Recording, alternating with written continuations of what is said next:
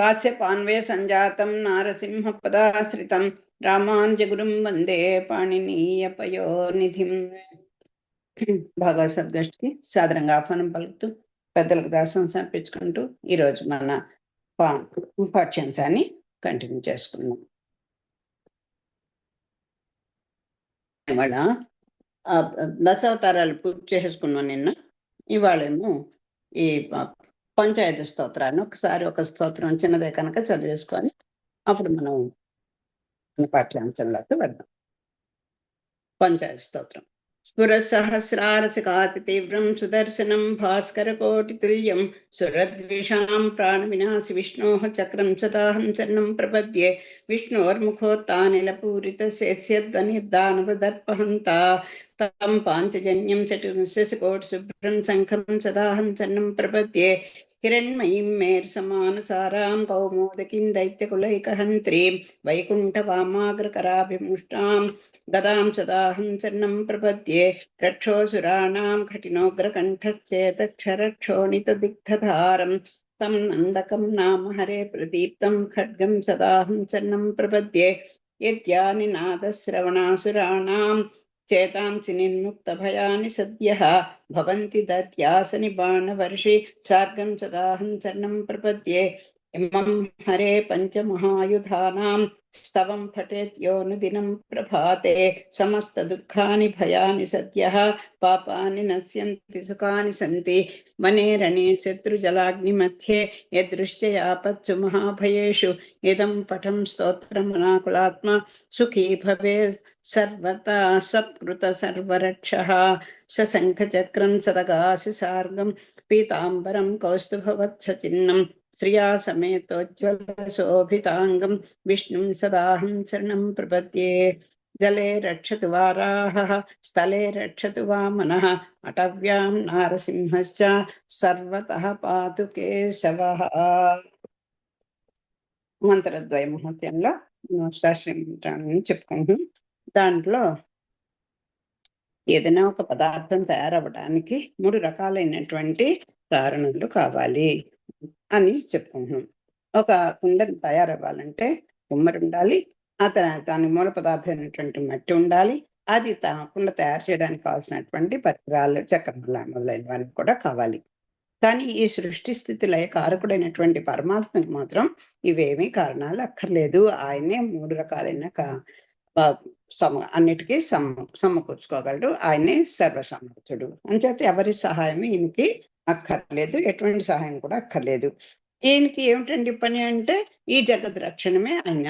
ఈ జీవుల్ని ఉద్ధరింప చేయాలి. తన దగ్గరికి తన వల్ల ఉద్భవించినటువంటి ఈ జీవరాశి అంతా కూడా మళ్ళీ తన దగ్గరికి రావాలంటే ఆయనకి ఒక కుమ్మరిలాగా ఈయన పాపం ఈ పని తన్నెత్తిని వేసుకుంటాడు. తర్వాత ఈయన ఈ పంచభూతాలతో తయారైనటువంటి ఈ ఆత్మలన్నీ కూడా ఆయనకి ఉపాదాన కారణాలు అవుతాయి. ఆయన నిమిత్త కారణం కుమ్మరిలా అనుకున్నాం. ఈయన సహకార కారణం ఏంటి? ఎవ్వరూ అక్కర్లేదు, ఈయనే అన్నీ కూడా. ఎందుకంటే ఈ ప్రాణులన్నీ కూడా ఆయన వల్లే పుడుతున్నాయి, ఆయన వల్లే పెరుగుతున్నాయి, ఆయన వల్లే లయమైపోతున్నాయి కనుక ఈయనకి వేరే కారణాలు అక్కర్లేదు. గీతలో కూడా అది చెప్తారు. అక్షరాణం అకారోస్మిన్ గీతావాక్యం దీన్నే చెప్తుంది. అకారమే సర్వ జగద్రక్షకమైనట్లు ఎట్లయిందో విచారించము. ఆ అక్షరాల్లో మొదటి అకారం అనేది మొదటి అక్షరము. మిగతా అక్షరాలన్నిటికీ ఎలా ఆధారమవుతుందో అకారం వచ్చినటువంటి ఈ పరమాత్మే ఈ సృష్టి స్థితి లయాలకు కారకుడు అవుతున్నాడు. అయితే పరమాత్మ చరాచరాత్మక జీవులను రక్షించుట ఈ 2 విధాలుగా ఉంటాయి చెప్పుకున్నాం. అనిష్ట నివారణ, ఇష్టప్రాప్తి, ఈ 2 కూడా తను చెయ్యాలి. ముందర విరోధులు పోగొట్టాలి, తన వైపుకి అభిముఖులుగా చేసుకోవాలి. ఈ ప్రపంచమైనటువంటి విషయాల నుంచి తనకి కొంచెం విముఖుని చేయాలి, తన యందు సుముఖుడయ్యేట్టుగా చేసుకోవాలి. ఆ రకంగా అది ఆయనకు ఫస్ట్ పని. రక్షణ అంటే అది అనిష్ట నివారణ, ఇష్టప్రాప్తి. వారి ఇష్టములను ప్రసాదించడం ద్వారా రక్షించడం. దీనిలో మొదటిది ఆశ్రితులకు దుఃఖము కలిగే విరోధం తొలగించి, అంటే 2 రకాలైనటువంటి రక్షణ అని చెప్తున్నారు. ముందర అనిష్టాలు తొలగించాలి, ఇష్టాలని కలిగించాలి. అంచేత ముందర ఈ విరోధులు ఏమిటి? ఈ దుఃఖాన్ని కలగజేసేటువంటి విరోధులన్నీ తొలగించి రక్షించును. రెండో దానిలో ఏం చేస్తారు? సుఖకరమైనటువంటి జీవుల యొక్క కోరికల్ని వశంగా రక్షిస్తారు.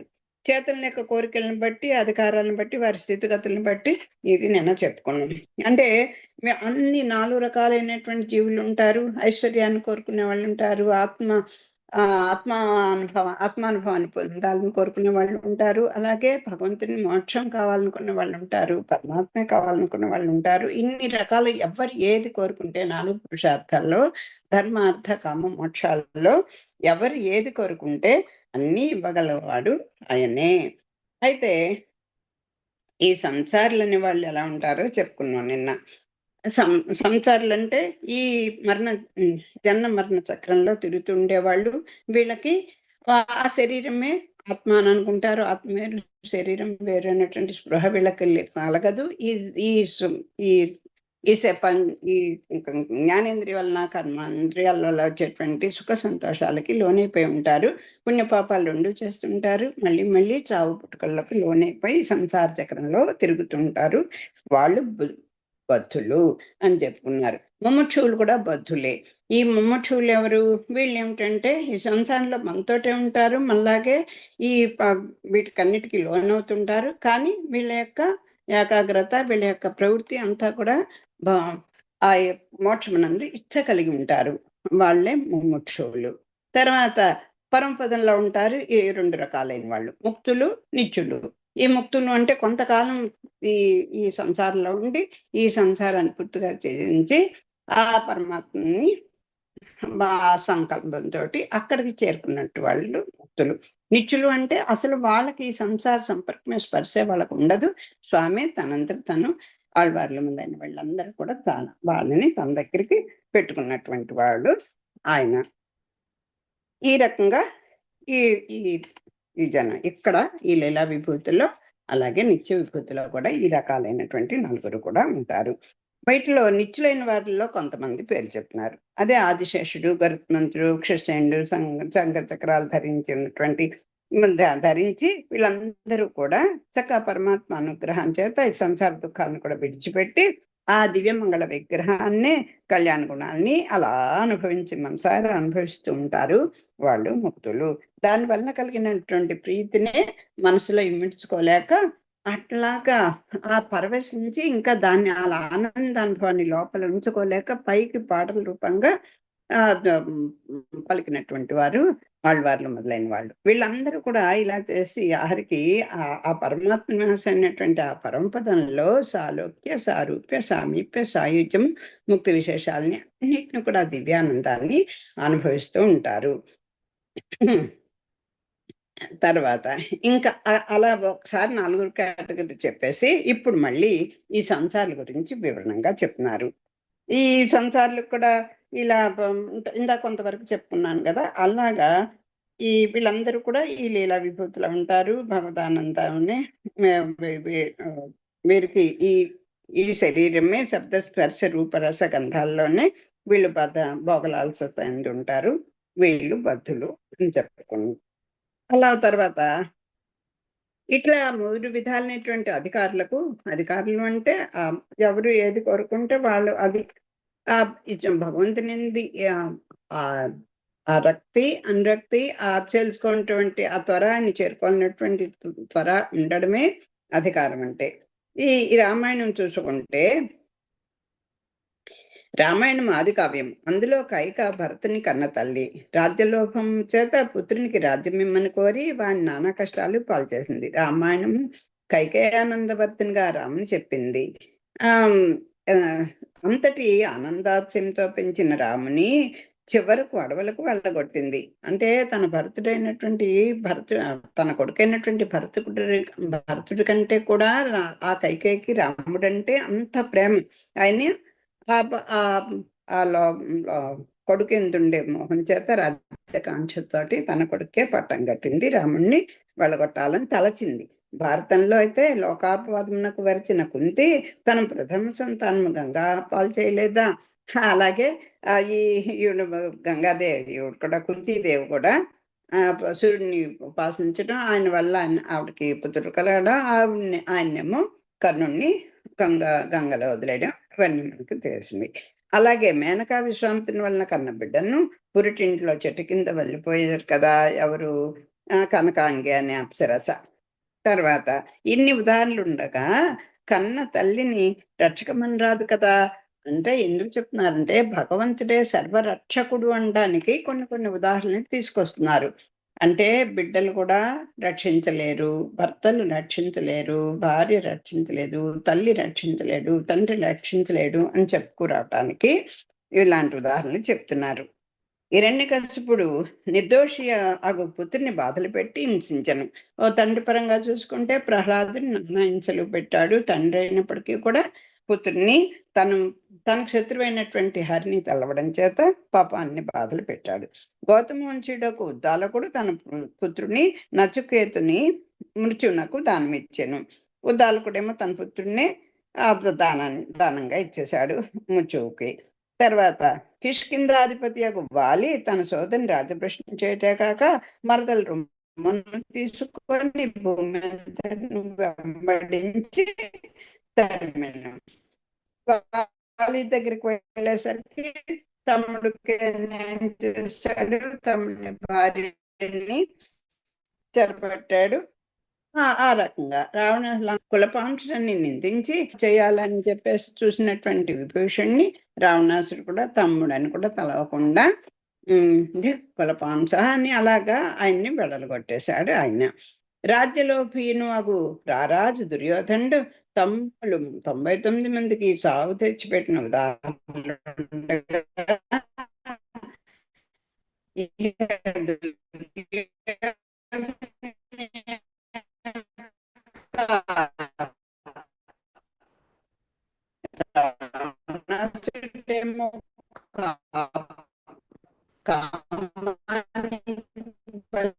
పోయి ఆయనేమో తన చేత రాజ్యకాంక్ష చేత కులమైన అన్ని మొత్తం నాశనం అయిపోయారు. ఇక్కడ అన్నదమ్ములు కూడా మనకు తెలియట్లేదు. తల్లి కూడా నేను చెప్తున్నాను, తాను అన్న అంతటి శక్తిపరుడు కాకున్నాను సుగ్రీవుడు తన అన్నను చంపి పీఠం ఎక్కాడు. సుగ్రీవుడు కూడా అలాగే రాముని ఆశ్రయించి వాళ్ళ వధ చేసి రాజ్యాధికారం సంపాదించుకున్నాడు. కనుక తమ్ముడు కూడా రక్షకుడు అనడానికి లేదు. పాండవులు 5 సమర్థులైండి. ఈ పోనీ భార్యని భర్తలు చూస్తారండి, భర్త అంటే భరించేవాడు కదా. మరి ద్రౌపది దేవికి 5 భర్తలున్నా కూడా ఆవిడ వస్త్రాపహరణ టైంలో వాళ్ళు కూడా కాపాడలేదు అని చెప్తున్నారు. పాండవులు 5 సమర్థులైండి భార్య ద్రౌపది నిండు సభలో దుశాసించే భంగపడుతున్నను ఆమెకు రక్షకులు కాగలిగారా? కనుక భర్త రక్షకుడు అనుట ఒప్పునా? విధివశమున రాజ్యము సంపద పోగొట్టుకొని అడవులు పాలైన నలచక్రవర్తిని అనుసరించి అతని భార్య ఉండగలిగిన పుట్టినింటికి చేరలేదా అని శాపగ్రస్తుడై నలుడు అడవుల పట్టు తిరుగుతుంటే భార్య వదిలేసి వెళ్ళిపోయింది కదా అని చెప్పి భార్య కూడా భర్తకి రక్షకన్న కాదు. బ్రహ్మచే సృజించబడిన రుద్రుడు అవిధేయుడి తల ఊడిపడినట్లు కొట్టాను. పాపం రుద్రుడు బ్రహ్మగారి పుత్రుడు అయినప్పటికీ కూడా ఆ బ్రహ్మగారిని చంపేయడం చేత కదా తలను నరికేయడం చేత బ్రహ్మకపాలం అని దానికి శాపానికి గురయ్యాడు. అంటే తండ్రిని కూడా చూసుకోలేదు బిడ్డాడు. తండ్రి దైవ సమానం చెప్పి సూక్తికి విరుద్ధముగా కంసుడు కూడా తండ్రిని చెరపెట్టాడు. తల్లిదండ్రులు తండ్రిని పాపం చెరసల్లా పెట్టొచ్చాడు, రాజ్యానికి వచ్చాడు కంసుడు. తర్వాత పుత్రుని రక్షకుడంట, రక్షకుడుగా మన్నించుట ఎట్లు? ఇంకా అంతే పుత్రుడు చూస్తాడు అనడానికి ఉంది. కంసుడు ఇలాంటి వాడిని ఉదాహరణగా చూసుకుంటే పాపం తండ్రులు కూడా ఇలాగే, పుత్రుడు కూడా తల్లిదండ్రులు బాధ పెట్టిన వాళ్ళు. ప్రత్యక్ష దైవములను భావించబడుతున్న సూర్యచంద్రులను గూర్చి విచారింతము. సూర్యుడే సమస్త జగానికి వెలుగునిచ్చేవాడు. ఆ సూర్యమండలాంతర్వర్తి అనేటువంటి శ్రీమన్నారాయణ దాంట్లో వేంచేసి ఉంటాడు. సూర్యచంద్రులు లేకపోతే మనకి గతే లేదు, వాళ్ళే రక్షకులు అని అనుకుంటుంటే వారు రక్షకులు కాలేరా అన్న ప్రశ్న కూడా ఉదయిస్తోంది. వీరిద్దరూ అమృత వినియోగ సమయమున గ్రహగతిని చెందిన రాహుకేతువులచే మింగపడుచు తమను తామే కాపాడుకోలేకపోయారు వీళ్ళు. అంతే కదా. అమృతాన్ని పెంచేటప్పుడు ఆ అమృతం అంతా కూడా ఏంటి సముద్రం ఏమంటారు ఆ గడ్డి మీద పడేసరికల్లా ఆ వాటిని అవి గర్భండం చేత రాహుకేతువులు ఈ సూర్యచంద్రుల్ని పబళించడం వాళ్ళ వల్లే ఈ సూర్యగ్రహణం, చంద్రగ్రహణం వస్తుందని చెప్పి. అంటే వాళ్ళని వాళ్ళే, సూర్యుడు, చంద్రుడు కూడా వాళ్ళని వాళ్ళే రక్షించుకోలేకపోయారు. ఇంకా మననేం రక్షిస్తారు అంటున్నారు.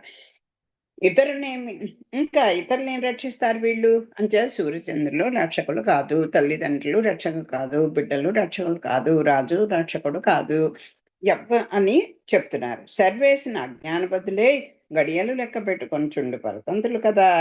ఎందుకండి రక్షించలేకపోతున్నారు అంటే, వీళ్ళ సృష్టికి కానీ, వీళ్ళు పెరగడానికి కానీ, వీళ్ళు లయం అవ్వడానికి కానీ, ఈ 3 మన చేతిలో కనుక ఉంటేనా, మనకి ఎవడు కావాలో వాళ్ళని సృష్టించేవాళ్ళం, వాళ్ళ ఉన్నతే చూసేవాళ్ళం.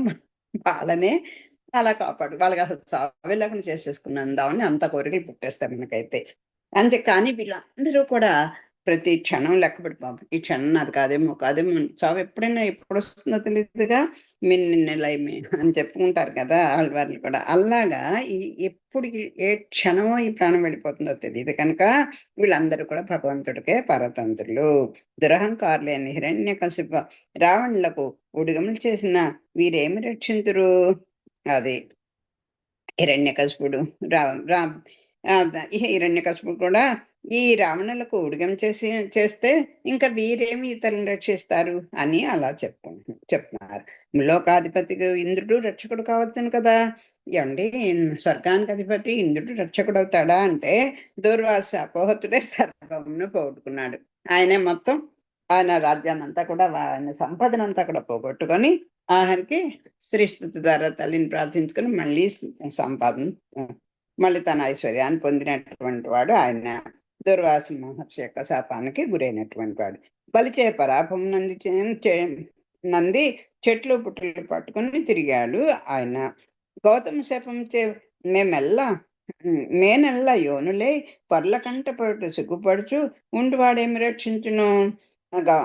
గౌతమ మహర్షి చేత కూడా ఈయన శాపాన్ని పొంది చాటుగా ఉన్నట. నాకైతే అది అంతగా తెలియదు. త్రిమూర్తుల్లో ఒకడొక రుద్రుడు, పోనీ బ్రహ్మగారు, రుద్రుడు వీళ్ళు ఉన్నారు కదండి, వీళ్ళు రక్షకుల అంటే వాళ్ళు స్వామి చేత ఒక్కొక్క ఉత్తరమైనటువంటి కార్యానికి నియమింపబడిన వారే. అది కావలసిన శక్తి, అలాగే బాధ్యత, శక్తియుక్తులు కూడా భగవంతుని వల్ల వచ్చినవి తప్ప వీళ్ళు సంపాదించుకున్న కాదు. అంచేత రుద్రుడు గురించి చెప్తున్నారు. క్రూర కర్ముడే జీవ సంహారమితంగా కలవాడు, కాళ్ళు చేతులు తలలు నరుక్కొని రేల్చిననే కాని ప్రసన్నుడు కానివాడు, బాణాసురుని రక్షించునని మాట ఇచ్చి వాడు 998 చేతులు కోల్పోగా ఏమీ చేయలేక మన కర్మమునకు వాని వదిలి మాట తప్పినవాడు కదా. బ్రహ్మత్యాపాతం చేసి దాన్ని వదిలించుకుంటకు పుర్రె తిండి తినుచు పరమాత్మ దయ తలచగా బతికి బయటపడిన వాడు ఇంకేమి రక్షకుడగును అని చెప్తున్నారు. ఈయన రుద్రుడు కూడా బ్రహ్మ కనుబొమ్మలను ముడి పడినప్పుడు పుట్టినవాడు కదా. ఈయన కూడా ఈయన్ని ప్రసన్నం చేసుకోవాలంటే కాళ్ళు చేతులు తలలన్నీ నరుకొని ఆయనకు ఆహుతి చేసి చెయ్యాలి. బాణాసుడికేమో నిన్ను రక్షిస్తానని మాట ఇచ్చేశాడు. ఆయనకి 1000 చేతులు అయితే మరి 998 చేతులు కూడా పోతే ఇంకా ఆఖరికి ఆయనకి భగవంతుడు నారాయణుడు కటాక్షించి అప్పుడు 2 చేతులు ఇంచేట్టుగా చేసి అలా చేశాడు.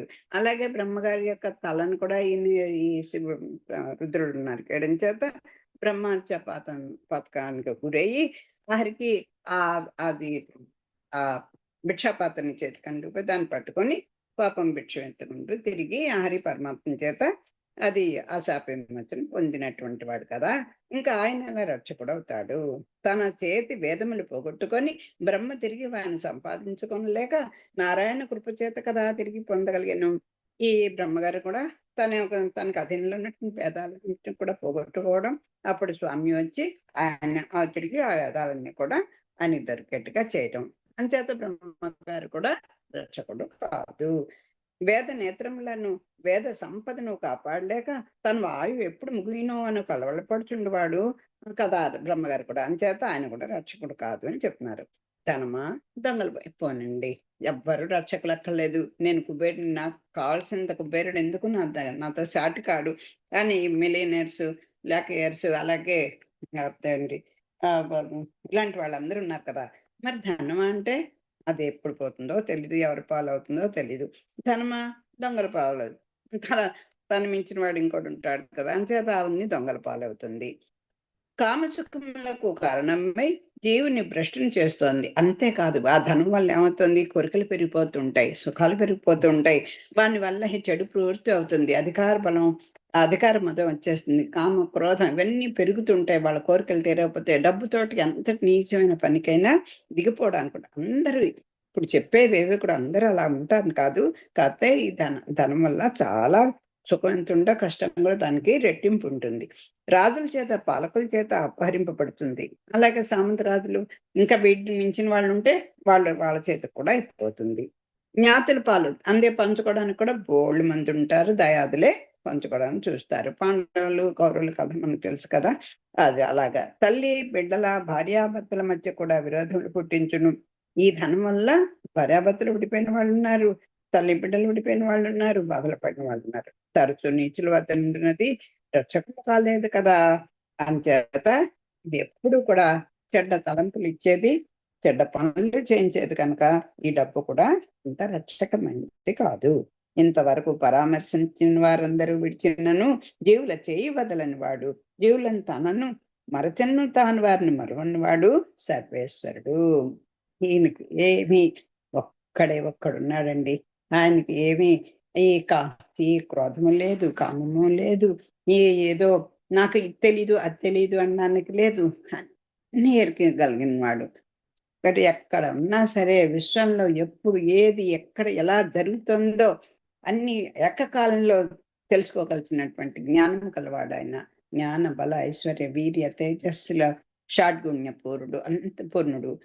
ఇతర హే గుణాలు లేనివాడు. భగవన్ శబ్దానికి అదే చెప్తారు కదా, భగవ అనేది 3 2 6 గుణములు. అన్నంటే హే గుణములు లేనివాడు. అలాంటి వాడు. పోనీ అన్ని ఉన్నాయండి అంటే ఏమిటి? అవి మనకి ఏమన్నా ఉపయోగపడతాయంటే తప్పకుండా. ఎందుకంటే స్వార్థం అనేది ఆయనకి లేదు. ఆయన కోసం లేదు. ఎవరిని అడిగాడంటే తన నేను కావాలా తీసుకుపో అంటాడు. అది ఆయన ప్రవృత్తి. అది జగంతే కదా. ఏదైనా పూర్వజన్మ సుకృతాలు ఎన్నో పాపాలు ఎన్నో ఇంక ఉంచుకుంది ఎక్కడ ఇంతైనా వాడి సుకృతం. ఆయనకు కొన్ని నియమాలండి.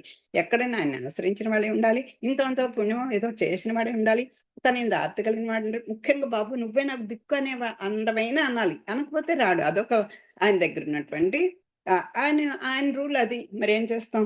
అదే అంచేత ఆయనకి కొన్ని రూల్స్ ఉన్నాయిలే కదా. లేకపోతే మొత్తం అందరికీ మోక్షం ఇచ్చేయాలి కదా. అందుకోసం ఆయన పాపం కొన్ని రూల్స్ పెట్టుకున్నాడు. అంచేత ఇంతకీ పాపం బాధలు పడతాడు ఎక్కడన్నా వెతుకుతాడు. ఓసారి అనుకోకుండా ఏరా భద్రాచలం వస్తావా అని అడిగాడు అనుకోండి. అసలు దేవుడిని ఊరికే సైడ్ సీయింగ్ కోసం అనుకోండి. పోలే నా పేరు ఊరి పేరు ఎత్తాడు కదా అంటే, ఒరే రామిక రారా అని వాడి ఫ్రెండ్ని పిలిచాడు అనుకోండి. పోన్లే రామన్ పేరు దాంట్లో ఉంది కదా అనుకో.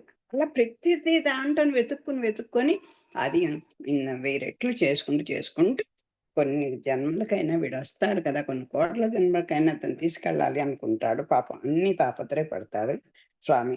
అంటే ఎవ్వరూ కూడా ఇంత స్వార్థం లేకుండా చేసేవాడు ఆయన. ఎవరినైనా చూడగలదు. సమదృష్టి కలవాడు కూడా ఆయనే. వీడు ధనవంతుడా, పెద్ద కులంలో పుట్టాడా, విద్యార్థి కూడా తనకు ఇదవుతున్నాడా అని కాదు. ఎలా వచ్చినా శత్రువుగా వచ్చినా సరే, ఎలా వచ్చినా సరే నన్ను శరణన్న వాడిని రక్షిస్తాను అని ఆయన యొక్క వ్రతం అని చెప్తారు కదా. ఆ రకమైన వాడు. అందరూ మన కోరికలు తీరిపోగానే మనం అసలు భగవంతుని దృష్టే ఉండదండి. కానీ ఆయన మాత్రం ఎప్పుడు మర్చిపోడు. ఓన్లే వాడేదో హడావుడిగా ఉన్నాడు, వాడేదో పోగలాలుస్తున్నాడు, ఎప్పుడప్పుడు గుర్తు రాకపోతానా అనుకుంటాడు పాపం ఆయన. అలాగా చూస్తూ ఉంటాడు. ఆయన మాత్రం ఎప్పుడు మరడు. తన్ను ఆశ్రయించిన వారిని రక్షించుటకు వారి రథము తోలుటకునైనా సిద్ధపడవాడు. ఆర్తులను రక్షించుటకు ఏ రూపమైన చివరకు చేప పంది రూపములను ధరించేవాడు. భక్తులకు విరోధులైన వారి బాణములను తన రొమ్మునిచ్చి భక్తులు రక్షించువాడు. ఆడి తప్పనివాడు. సకల జీవులందు నుండి తన సొత్తకు ఆత్మను రక్షించువాడు. అకారముచే చెప్పబడువాడు. పరమాత్మ సర్వేశ్వరుడైన నారాయణుడు మాత్రమే సర్వదీవ రక్షకుడు కాదగి ఉన్నాడు అనే నారాయణ మంత్రము శ్రీయప్పత్వం నెట్లు ద్యోతకం చేస్తున్నది. తర్వాత చెప్తారు. అంటే ముందర స్వామి గురించి చెప్తున్నారు. ఈయనకున్నటువంటి క్వాలిఫికేషన్స్ ఇన్ని అన్నా చెప్తున్నాను. అసలు ఇవన్నీ ఎక్కడైనా మచ్చుకైనా మనం చూస్తున్నటువంటి బ్రహ్మరుద్రాదులైనా ఉంటుందా? ఆశ్రయించిన వారిని రక్షించుటకు తను ఎవరైనా బాబు నన్ను రక్షించు అంటే, అందుకే రథ సారథిగా వెళ్ళిపోయాడు. ఒక యాచకుడుగా వెళ్ళిపోయాడు. ఒక మత్స్యావతారం, ఒక కూర్మావతారం. ఎవరైనా వరాహావతారం ఎత్తడానికి సిద్ధపడతారండి? ఒక పంది రూపాన్ని ధరించడానికి సిద్ధపడిపోయాడు. ఆ భూదేవి వచ్చి ఆశ్రయిస్తే. ఒక మత్స్య రూపంగా వెళ్ళిపోయాడు. ఒక అదేంటి ఈ అమృత మథనంలో తాబేలుగా మారిపోయాడు. ఎన్ని అవతారాలు! ఒక భక్తుడి కోసం నరసింహ అవతారం అయిపోయాడు. అన్ని రకాల రూపాలని ధరించి ఆ హిరణ్యకశిపుడి కోరికలకి ఆహ్, ఎదురుపడి ఆయన ఆ కోరికలకి మళ్ళీ ఆ వరాలు మళ్ళీ పోకుండా అన్ని రకాలైనటువంటి రూపాన్ని ఎత్తి తన భక్తుడిని కాపాడుకున్నటువంటి మహానుభావుడు. అంచేత ఎందుకండి ఇవన్నీ ఇంత బాధలు ఎందుకు పడ్డాడు అంటే, ఇదిగో ఈ భక్తులను రక్షించాలి. ఈ ఆత్మలన్నిటిని కూడా ఆయన సొంతం. ఆయన ఆత్మ కూడా ఈ శరీరానికి, ఆత్మకి కూడా వీటి యొక్క సత్తకి మూల కారణమైనటువంటి వాడు. అంతర్యామిగా ఉన్నవాడు. ఆత్మ కూడా ఆయనే రక్షకుడు కనుక. ఈ ఆత్మ అంటే జీవుడు కదా! చిత్తు, అచిత్తు, ప్రాణం ఉన్నవి, ప్రాణం లేనివి, రాయి రప్పలు అన్నిటిని కూడా మరి రామచంద్రమూర్తి అవతారం సాలించి వెళ్ళిపోయేటప్పుడు అయోధ్యలో ఉన్నటువంటి గడ్డితో సహా పరంపదానికి వెళ్ళిపోయింది అంటే అన్ని పదార్థాల్లో వ్యాపించి సర్వ వ్యాపకత్వం కలిగిన వాడు నారాయణుడే కనుక ఆ నారాయణుడే జగత్ రక్షకుడు. ఆయన్నే మనకి రక్షకుడు. ఆయనకే మనం శేషభూతులము. మనం అనుభవించేటువంటి భోగ్యం అంతా కూడా ఆయనకి చెందిందే. మహాపదంలో నేను కాదు, నేను నాకు రక్షకుని కాదు, మనం అందరం కూడా సర్వేశ్వరుడే శేషభూతము అని చెప్తారు. అదేంటండి ఇంకెప్పుడు అసలు కోపం తాపం ఉండదా? అసలు ఏంటి అంతేనా అని అంటే, లేదండి.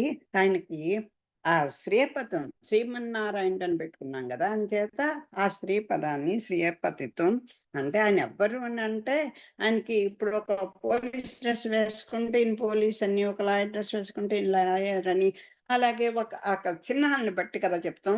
ఈయనకి నారాయణుడు అని గుర్తించాలంటే పక్కన ఉండడమే. ఆయన లక్ష్మీ వల్లభుడు. శ్రేయపతిత్వమే ఆయనకి ఆయన యొక్క ఉనికికి కారణమవుతోంది. కారుణ్య స్వరూపిణియు పట్టమహిషునునైన లక్ష్మీదేవితో కలిసి ఉన్నప్పుడు ఋషికేశుడు సర్వేశ్వరుడగు ఆ నారాయణుడు రక్షకుడు రగునట్లు వేదాంతములు సిద్ధీకరించుచున్నవి. ఎందుకంటే ఈయనకొక్కటి ఉంది. ఎన్ని చేసినా ఎంతో ప్రేమగా, ఎంతో నిస్వార్థంగా తల్లిదండ్రులు చూస్తారు. ఈ బిడ్డలకి ఏమి విశ్వాసం లేకుండా అలా రాను అసలు ఈ తల్లిదండ్రులు ఉనికే కానీ కనీసం పోని ఉనికక్కల ఏమీ లేకపోయినా స్వార్థపరులైపోయి వాళ్ళ వల్ల కదా మనం ఇంత రక్షింపడం, ఇంత నిస్వార్థంగా మనకింత చేశారేంటండి, కృతజ్ఞత భావం కూడా లేకుండా, ఏమీ లేకుండా ఎన్ని మార్గాలు, ఎన్ని ఇచ్చిన వేదాలు ఇచ్చాడు, వేదాంతాలు ఇచ్చాడు, ఆగమాలు ఇచ్చారు, అన్ని పెద్దల యొక్క శ్రీసూక్తులు ఇచ్చారు, ఆళ్వార్ల సూక్తులు చెప్తున్నారు, ద్రవిడ వాంగ్మయాన్ని ఇచ్చాడు, సంస్కృత వాంగ్మయాన్ని ఇచ్చారు, గీతను ఉపయోగించారు, ఆఖరికి చిన్న మంత్రాలు ఇచ్చారు. అవైనా ఏమి వద్దు, నా వల్ల లేదు కాదు బాబు, నువ్వే నా దిక్కునే అన్నమనరా బాబు అని అన్నప్పుడు ఏమీ చేయకపోతే మరి ఆ నారాయణకి కూడా బాధ అనిపిస్తుందండి. కోపం రాకపోయినా బాధ అనిపిస్తుంది. అయ్యో! ఆయనకొకటి ఉంది మరి. ఆయన గోల్ ఆయన చేరాలంటే ఆయనేమో ఎవరన్నా పిలవందే అడిగితే గాని చేయడాయన. ఎప్పుడు ఎన్ని కోట్ల జన్మలయిపోతున్నా అడగడు ఈ జీవుడు. అంచేత ఇంక కోపమొచ్చి వీళ్ళకింక ఇలా కాదు అని చెప్పి ప్రళయాన్ని సృష్టించుకుంటాడు. ఆ ప్రళయకాలంలో మొత్తం ఆయనొక్కడే ఉంటాడు. ఇంకెవరు ఉండరు. లేదు రక్షకంలో కూడా ఉన్నప్పుడు కూడా ఆయనకు కూడా కొంచెం కోపమొస్తుంది కదా! ఇంత నేను ప్రేమ పడుతుంటే, ఇంత నేను చూస్తే ఒక్కసారి అయ్యా తండ్రి అనలేవా? నువ్వు నాకు దిక్కని అనలేవా? ఒక్క మాట అనలేవా? పోనీ మనసులో అనుకో పైకనొద్దు అన్నా కూడా లేదే. మనసా వాచా కర్మలో ఏ రకంగాను లేకపోతే అని బాధొస్తే పోన్లెద్దురు. తప్పు చేయని వాళ్ళవన్నీ. ఇదిగో సీతమ్మ తల్లి లాంటి వాళ్ళు, ఇలాంటి వాళ్ళు ఉంటారు కదా! వాళ్ళందరూ పాపం ఆ తల్లి అలా చెప్పి ఆయనకి పురుషకార రూపిణిగా అయ్యి అన్ని రక్షిస్తూ ఉంటుంది. అంచేత అని ఆ విషయాన్ని మనం చెప్పుకుని మన పెద్దకంది ఆప్తవాక్యం అదే, వేదాల యొక్క సారం అదే, అవన్నీ అలా ఘోషిస్తున్నాయి. రక్షణ అంటే అర్థబలంచే శ్రీపత్వము వ్యక్తమవుతున్నది. శ్రీ అంటే సంపదని కదా! అంచేత ఆ సంపద కూడా, ఆ సంపద అంటే వైభవం అంటే సత్తా కూడా దాని వల్లే కలుగుతుంది. ఋషికములు అంటే ఇంద్రియాలు. ఆయనకి కూడా ఆ ఉపనిషన్మయమైనటువంటి దీని చేత సంకల్పాలం చేతే వచ్చాడు. కానీ ఆయనకి కూడా ఆగ్రహం, నిగ్రహము, అనుగ్రహము అని ఉంటాయి కదా! ఆయనకి కోపము, అనుగ్రహము, దయ 2 ఉంటాయి కదా! అమ్మకి ఆ దయా స్వరూపిణి ఆవిడ. అంచేత ఆవిడకి అసలు కోపమే ఉండదు. అంచేత ఈ ఇంద్రియాలన్నీ కూడా ఆ స్వామికొచ్చేటువంటి ఆగ్రహాన్ని పాపం తగ్గించి ఆడిని ప్రసన్నం చేసుకొని మన వైపు ఈ జీవుడిని ఆయన దగ్గరికి చేసేటువంటి ప్రయత్నం చేస్తూ ఉంటుంది ఆవిడ. బ్రహ్మాదులు ఇంద్రియములను ఈతని అధీనమై ఉన్నందున పరమాత్మ పరిచ్ఛేదుడైనాడు. బ్రహ్మాదుల యొక్క ఇంద్రియాలను కూడా అంటే బ్రహ్మ రుద్రాదులు కూడా ఈయన అండర్లోనే ఉంటారు. ఈ విషయమును హరివంశమే చెప్తోంది. అకార స్వరూపుడు రక్షించువాడు అతడై ఉండ లక్ష్మీదేవి ప్రసక్తి ఎందుకు? అదేంటండి ఇంతసేపు నారాయణ నారాయణ అన్నారు, మధ్యలో ఈ లక్ష్మీదేవిని ఎందుకండి తీసుకొస్తున్నారు అంటే, మళ్ళీ ఇదిగో ఇప్పుడు ఇంకా మనం చెప్పుకుంది కొంచెం వివరంగా చెప్తారు. సర్వేశ్వరుడు రక్షకుడు నిరంకుశుడై ఉండగా చేతనుడు సాపరాధి, అపరాధములు చేయవాడు, చేసిన వాడినే ఉన్నాడు. వాని చూచి గాని తన స్వాతంత్రంతో గాని ఉపేక్షింపగా జీవన్ రక్షించుటకు కారణమైన కారుణ్యమును పక్కకు పెట్టినప్పుడు దాని స్వామి యందు తిరిగి కలిగించుటకు లక్ష్మీదేవి కారణమగుచున్నది. పురుషకారం అంటే ఏదో మీ పురుషకారం వల్ల అనిస్తూ ఉంటాం మనం కదా. పురుషకారం అంటే పురుషకార స్వరూపునిగా ఉన్నది అంటే మనకి కాకాసురుడు కథ తెలుసు. వచ్చి తన వక్షస్థలాన్ని అలా పొడిచి రక్త ప్రవాహం అయిపోయి రామచంద్రమూర్తి శరీరం కూడా తడుస్తున్న టైంలో కూడా ఆవిడ పాపం ఆ రాముడికి ఎక్కడ ఇదిస్తుందాన్ని అంతటి ఆ తల్లి ఆ కాకాసుడు కూడా ఆఖరికి తిరిగి మదార్హమపి కాకుస్తా అని చంపబడ్డానికి అర్హుడైనప్పటికీ కూడా చంపకుండా ఈ తల్లి ఆవిడ్ని రక్షింపచేస్తుంది. అలాంటి తల్లి ఆవిడ. ఎందుకండి అనంటే, ఇప్పుడు ఇంటి యజమాని ఉంటాడు. ఒక మంచి పవర్‌లో ఉన్నటువంటి వాళ్ళు ఉంటారు. వీళ్ళందరికీ ఏమిటి దయ అన్నీ ఉంటాయి. కానీ ఆ కోపం వచ్చిందనుకోండి, దానికి అయినా నేను ఇంటికి పెద్దవాడిని. ఓ తాత ముత్తాతలు ఉంటారు. వాళ్ళు కూడా నేను ఇంటికి పెద్దవాడినిరా, నేను తాతని. నా వల్ల మీరందరూ వచ్చారు. నేను అంటారు కదా! అందులో భగవంతుడు కొంచెం శక్తియుక్తులున్న వీళ్ళు ఎలాంటుంటే, విశ్వానికి అంతటిని నిలబెట్టి, సృష్టించి, దాన్ని పోషించి, ఇది చేసి లయకారకుడు అయినటువంటి ఆ స్వామికి ఎంత నిరంకుశత్వం ఉంటుంది. చూ చూస్తే ఆయనకి సంతోషం వస్తే మన్ని దగ్గరికి తీసుకొని హాయిగా ఒళ్ళో కూర్చోపెట్టుకోగలడు. లేదంటే ఆ పాతాళంలోకి విసిరేయనివ్వగలడు. అలాంటి వాడు. కానీ అమ్మ అలాంటిది కాదు. అంచేత ఆవిడ తప్పకుండా ఉండాలి. అందుకోసం బాబోయ్! ఈయనకి ఇంత బానే ఉంటారు గానీ ఎప్పుడు కోపమొస్తుందో తెలీదు అని పాపం ఆవిడకి బిక్కుబిక్కుమంటూనే ఉంటుంది. అందుకే ఆ నరసింహస్వామి అలా ఉగ్రరూపుడై ఉన్నప్పుడు ఆవిడ నచ్చి తల్లి కాస్త చనిపోయినా ప్రసన్నం చేసుకుంటే, అమ్మ బాబోయ్! నేనిలాంటి నేను ఈయన నా వల్ల కాదు. ఆ భక్తుడికే లొంగుతాడని హరి ప్రసాదించి ఆయనతో ఒక పని ఉపసంహరింపచేశారు. ఈ పురుషకారమున కామ సామీప్యము కావాల్సినది. అంచేత ఆ పురుషకారం చేయాలంటే ఎప్పుడు నిత్య నివాసినిగా ఉంటుంది ఆవిడ ఎప్పుడు కూడా. ఎందుకంటే ఏమో ఏ సెకండ్‌లో ఎప్పుడు ఆయన కోపం వస్తుందో తెలీదు కదా! అంచేత ఆవిడ ఎప్పుడూ అలా ఉంటుంది. ఈ సామీప్యమును విశిష్టాద్వైతం సాన్నిధ్యం అంటుంది. దాన్నే సాన్నిధ్యం అంటారు. ఈ 2 పర్యాయం. సాన్నిధ్యం అన్నా, సామీప్యం అన్నా ఒక్కటంటారు. శ్రీదేవి పురుషకారము జీవులను రక్షించుట సహకార్యం ఉన్నందున కారమునకు గల అర్థమును బట్టి ఆమె ఉనికికి అనుసంధింపక తప్పదు. అంచేత ఈవిడ కూడా ఈ సర్వ జగద్ రక్షణలో ఆవిడ కూడా అకార స్వరూపిణి లాంటిదే. స్వామి లక్ష్మీపతి అనియు, లక్ష్మి విష్ణుపత్ని అనియు సార్థకనామంలో కలిగి ఉన్నావు కదా! ఈవిడ ఎవరండి అంటే విష్ణుపత్ని అండి అని చెప్తారు. అలాగే స్వామిని చూస్తే లక్ష్మీపతి అని చెప్తారు. అంచేత శరణాగతి గద్దిలో కూడా మొదటి చూర్ణికలో మనం అదే కదా చదువుకుంటాం. అంచేత ఆయనకి తగినట్టుగా ఆయనకి సన్నిధిరాలే ఉంటుంది. అంచేత వాళ్ళిద్దరికి తేడా లేదు అని చెప్తారన్నమాట. లక్ష్మిని శ్రీ అని చిత్రీకరించుట ఎందుకు? ఆవిడ స్త్రీ శబ్దం ఎందుకొచ్చింది అంటే దాన్ని కూడా 8 అర్థాలు చెప్తారు. సేవింపబడుతుంది, సేవిస్తుంది. మన చేత సేవింపబడుతుంది, స్వామిని సేవిస్తుంటుంది. మన గోడంతా వింటుంది, పాపం మన విన్నపాలని ఆవిడకి విన్నవిస్తుంది. అట్లాగా అలా 8 అర్థాలు చెప్తారు. స్త్రీ శబ్దం ఉత్పత్తి అర్థమును బట్టి ఆశ్రయించును దాన్ని. మన చేత మన చేత ఆశ్రయింపబడుతుంది, ఆమె స్వామిని ఆశ్రయిస్తుంది. ఎవరిని ఆశ్రయిస్తుంది ఆవిడ? ఇదిగో పైన చెప్పుకున్న తల్లి, తండ్రి వాళ్ళు వీళ్ళు అన్నీ కదా! కొసాకు ఆ స్వామితోటే ఉందావిడ. ఎవరిని అంటే పరమాత్మని. ఎట్లాగా? క్షణకాలమైన ఎడబాటులేక సేవ చేకూరినదై ఆశ్రయించుందే ఉండది. ఆ! అలగాలే అనేదో శ్రీవత్సన భూషణ్ ఒక సూత్రంలో కూడా చెప్తారు. ఆవిడ అందం చేత, ఆవిడ సపర్యల చేత స్వామిని పాపం అలాగా ఆయన ముఖ వికాసాన్ని కనిపెట్టుకుంటూ ఆయన్ని అనుసరించు ఆహ్, ఆవిడ అలాగా మన వైపు తిప్పేట్టుగా చేస్తూ ఉంటుంది పాపం. మరి ఇంకోటి అమ్మ ఏంటంటే మంగళం శ్రీ పాడుకుందాం. శబ్దాన్ని ఆశ్రయింపబడినది అని కూడా. ఆ! ఆశ్రయిం స్వామిని ఆశ్రయించేది, మన చేత ఆశ్రయింపబడేది. మిగతావి ఆ తల్లిని గురించి రేపు చెప్తాను. స్వస్తి ప్రజాభ్య పరిపాలయంతాం న్యాయేన మార్గేణ మహిమహీషాః గోబ్రాహ్మణేభ్యः శుభమస్తు నిత్యం లోకాః సమస్తాః సుఖినో భవంతు. మంగళం కౌసలేంద్రాయ మణిగుణాబ్దే చక్రవర్తి తనూజాయ సార్వభౌమాయ మంగళం. సర్వం శ్రీకృష్ణార్పణమస్తు. స్వస్తి. దాసోత్తర్. ఇంకా